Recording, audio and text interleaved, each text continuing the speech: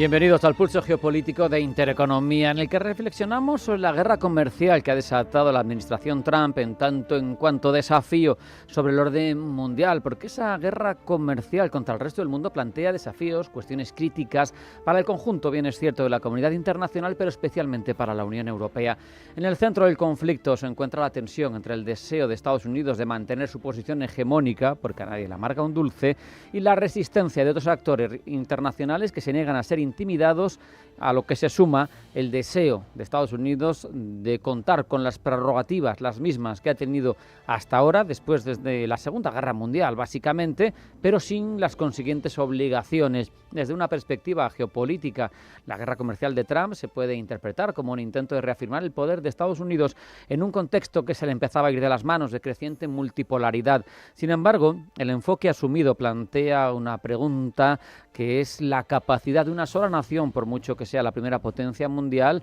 para prevalecer en una confrontación económica con el resto del mundo, todos a una. La historia sugiere que las guerras comerciales tienen consecuencias negativas para todos los involucrados y que la interdependencia económica global, sobre todo a los niveles que se ha conseguido a finales del siglo XX y comienzos del XXI, hace bastante poco probable que un solo país, por muy poderoso que sea, consiga predominar sobre el resto de una manera tan hostil. Aquí, un colectivo como la Unión Europea, que tiene más de 400 millones de habitantes y que tiene además el segundo PIB como bloque detrás del de Estados Unidos, tiene mucho que decir. Esa guerra con Trump, esa guerra que ha desatado Trump, representa un desafío existencial para Bruselas. Las distintas administraciones que se han sucedido en Estados Unidos han mostrado históricamente un cierto desprecio, es cierto que cada vez más acusado a medida que ha ido pasando el tiempo, hacia el proyecto europeo. Lo han considerado un rival, incluso un obstáculo. Han ninguneado proyectos conjuntos de gran calado como la moneda única. No hay más que recordar los comienzos en los que esa moneda, el euro, se estaba empezando a poner en marcha y cómo caían reiteradamente las burlas desde el otro lado del Atlántico, hablando de la incapacidad y de la imposibilidad por parte de una Europa tradicionalmente fragmentada de poner en marcha un proyecto común tan complejo.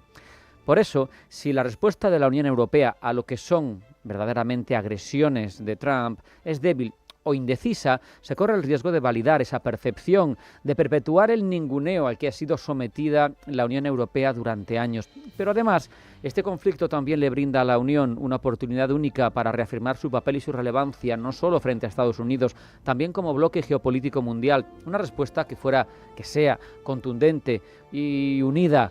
con una sola voz contra esas acciones unilaterales de Trump, puede enviar un mensaje claro de que la Unión no está dispuesta ya a ser intimidada, que no va a ser tibia, que está decidida a defender sus intereses y sus valores en el escenario internacional, porque al final la dignidad del proyecto europeo es lo que está en juego. La Unión tiene que demostrarse capaz de actuar con firmeza y determinación, no solo tomar represalias comerciales también, y lo está haciendo, lo está intentando, veremos si cuadra con éxito, fortalecer su propia autonomía estratégica, reducir su dependencia de Estados Unidos en áreas clave como la defensa, como la energía y sobre todo como la tecnología.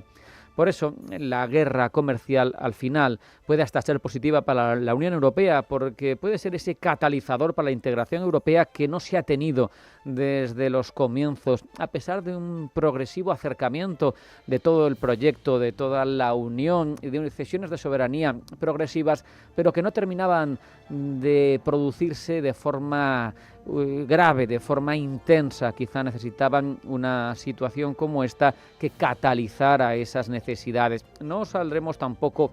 es evidente, los europeos de esta situación, de este ninguneo por parte de Estados Unidos, siendo amables con Washington. Hay que demostrar los poderes, los 17 billones de PIB de Europa. No son los 25 de Estados Unidos, pero son una cantidad muy importante, y en cuanto sumes cualquier socio, no digamos ya la China de 14 billones, incluso eres más grande que la propia Estados Unidos, y en población mucho más. Ya sola la Unión Europea lo es, si se une a socios como India o como China, cada una con 1.500 millones, pues no hay mucho que contar. Además, hay que también pulsar los límites a los que se podría enfrentar Trump en este órdago que ha lanzado al resto del mundo, porque los puede tener. cuenta con el apoyo de ciertos sectores como las clases bajas, los oligarcas, los tecnooligarcas, los inversores en bolsa, pero esos mismos grupos son precisamente los que más pueden verse perjudicados por sus políticas. Las clases bajas por el impacto del crecimiento de los precios, la deriva inflacionaria que va a sufrir su país. Luego, los inversores y las clases medias, porque es muy común en Estados Unidos tener los ahorros en renta variable y las bolsas están sufriendo y mucho por las decisiones de Trump. Pero es que, además, tampoco hay que perder de vista cómo afecta a esos propios CEOs de empresas tecnológicas que están viendo cómo sus empresas cada vez valen menos en bolsa. Y eso no le gusta a ningún consejero delegado, no le gusta a Elon Musk, que ya pide templar gaitas, no le gusta a Bezos, no le gusta a Zuckerberg. Tampoco se puede perder de vista el calendario político. Con las elecciones midterm en apenas 2 años, se renueva parte del Congreso, Trump se enfrenta al riesgo de perder el control de una o de ambas cámaras, lo que sumado a la presión de las clases populares que lo han votado y a la presión de los empresarios que hasta ahora han sido sus aliados, podría aumentar esa presión en contra de unas decisiones que han sido unilaterales y que afectan y perjudican incluso a quienes los apoyan. Todo esto, si coincide, como apuntamos, con una Europa que por fin parece haber despertado de su letargo, de su vasallaje feliz frente a Washington, que ha durado 8 décadas, si es capaz de armarse efectivamente con los planes que ha puesto en marcha, de encontrar socios estratégicos, de separarse de quien ha sido su señor feudal durante décadas, si es capaz de lograr la tan deseada y tan cacareada autonomía estratégica, si lo es, se abrirá otro melón de consecuencias imprevisibles que no queremos dejar de apuntar. La relación entre la Unión Europea y Estados Unidos ha sido tan estrecha que el viejo continente está trufado de decenas de bases militares de Estados Unidos. Si ya no quieren poner su paraguas para defendernos, ¿tienen derecho a tener sus bases en suelo europeo? ¿Van a tener la prerrogativa en positivo? ¿Tienen aquí sus misiles apuntando hacia Moscú, pero no las obligaciones de defendernos? Igual ya no le interesa, igual pierde su capacidad de proyectarse hacia Eurasia. Eso es un tema del que todavía no se ha hablado, pero que igual hace a Donald Trump darse cuenta de lo imprudente de la guerra que ha desatado. Vamos ya